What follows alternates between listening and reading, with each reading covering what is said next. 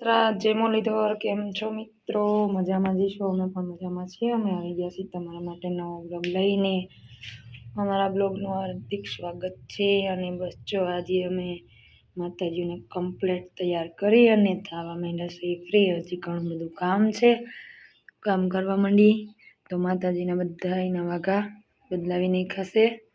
માં ભગવતી બધાની રક્ષા કરે અને આસના વાદે રખો પકડે, લાંબુ આયુષ્ય આપે.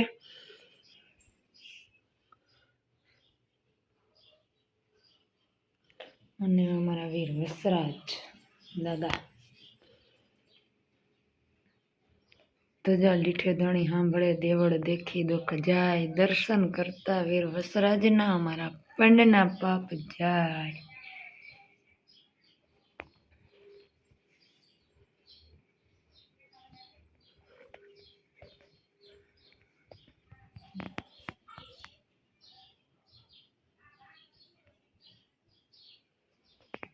નવનાથ સિદ્ધ સોરાસી.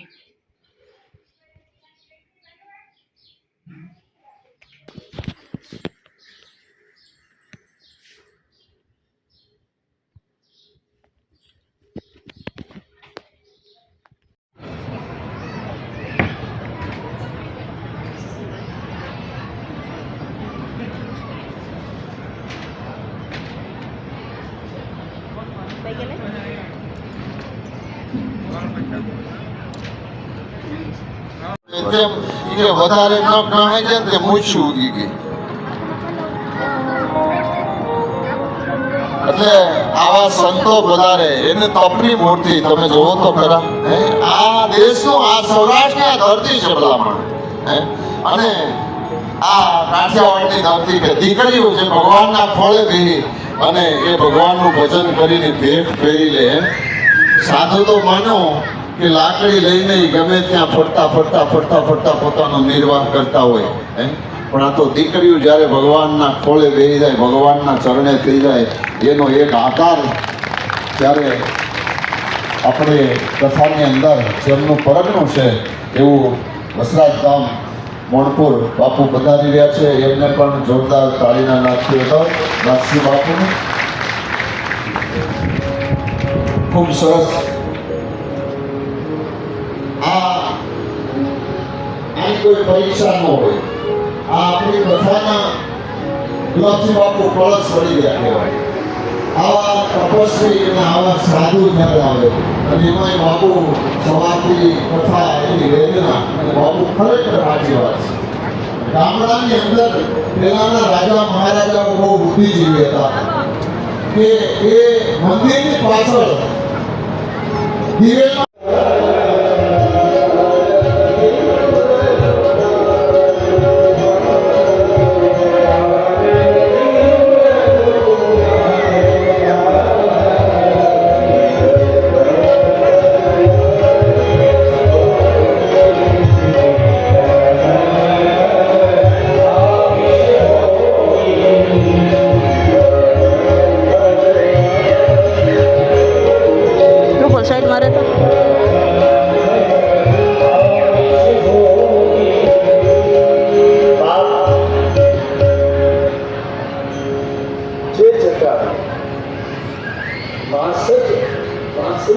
રક્ષણ કર્યું છે એવા જગાવીને ભગવાને પરમ બુદ્ધિ આપી અને ત્યાંથી આગળ જાય તો વૃક્ષો રામનું વર્ણન કરી રહ્યા છે. ભગવાન રામને લખન મહારાજ પૂછે કે આપણે કોઈ માયાવી પ્રદેશમાં ગયા હોય એવું લાગે છે. અને ત્યારે ભગવાન રામ એમ કહે છે માયાવી પ્રદેશમાં નહીં લખન, એક એવી જગદંબાને મળવા જઈ રહ્યા છે જે વર્ષોથી મારી તારી વાત જોઈને બેઠી છે. ઠાકોર શબરીના આશ્રમે આવ્યો છે. પંપા સરોવરની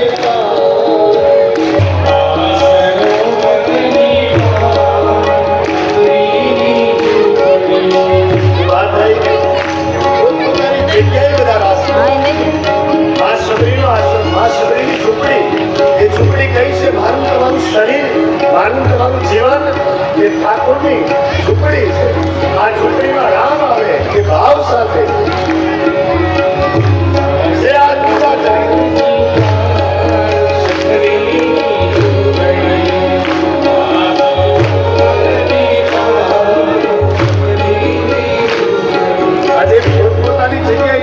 બાકીના બધા આગળ આપણે રાસ લેતા હોય પાછળ બધા બેઠા હોય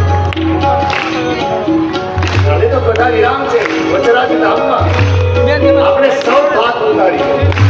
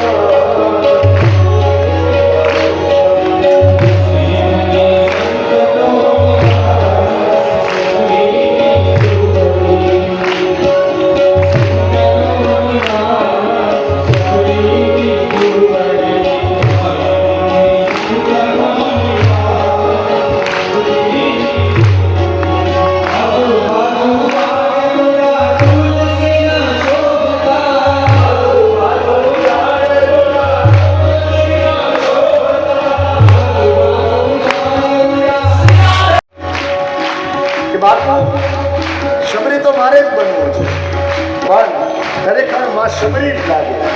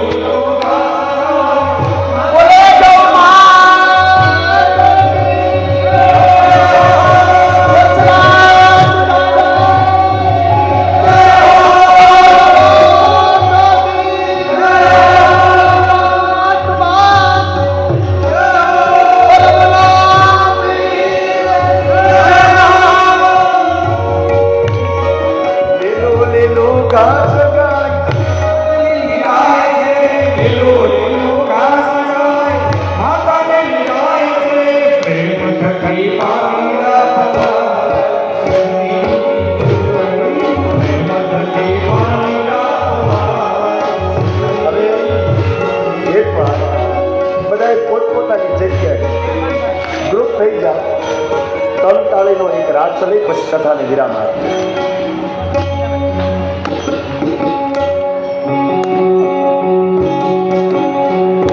પાછળ બેસી શું કામ ગયા લો ને તમે પણ તમે આવી કરો આગળ લઈ આવો આગળ લઈ આવો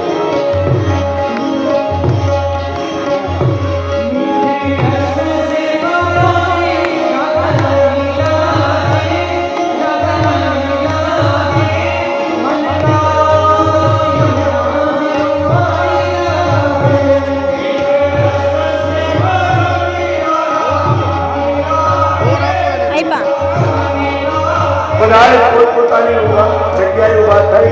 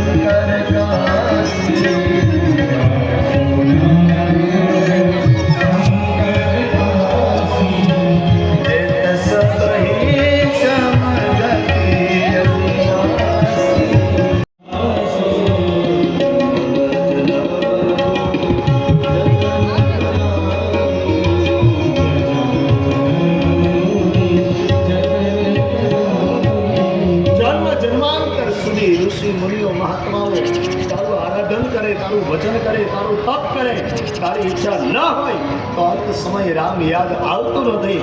તો ઠાકોર તારી ગોદમાં મારા પ્રાણ જતા હોય અને તે બીજા મારા ભાગ્ય થયા હોય. હે માલિક, મારી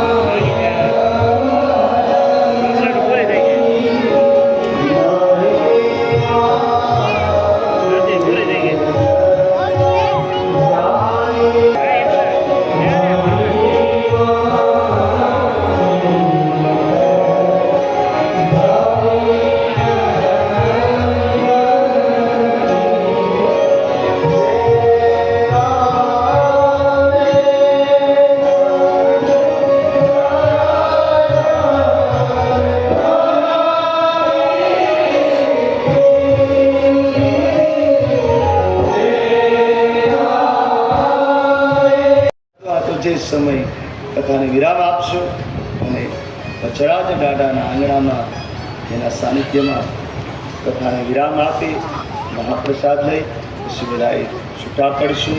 કાલે થોડા વહેલા જાગજો, વહેલા ઉઠી વહેલું કામ કરી અને આપ સૌ અંતિમ કથા શ્રવણ કરવા માટે આપ સૌ પધારજો.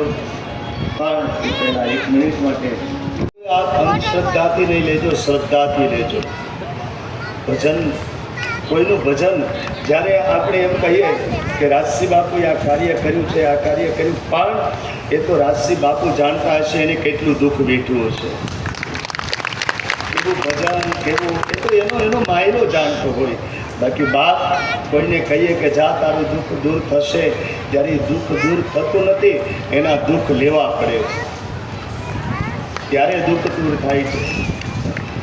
કોઈને કહેવું ના કે જા તારું વચરાજ દાદો આમ કામ કરી દેશે, આપણું તો ભલું થતું હોય પણ એ દુઃખ તો આ ભોગવતો હશે.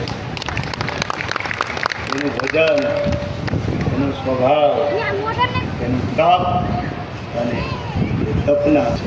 તો શ્રદ્ધા અને ઈચ્છા થાય ત્યારે બાપનું આંગણ છે આવતા. આવો.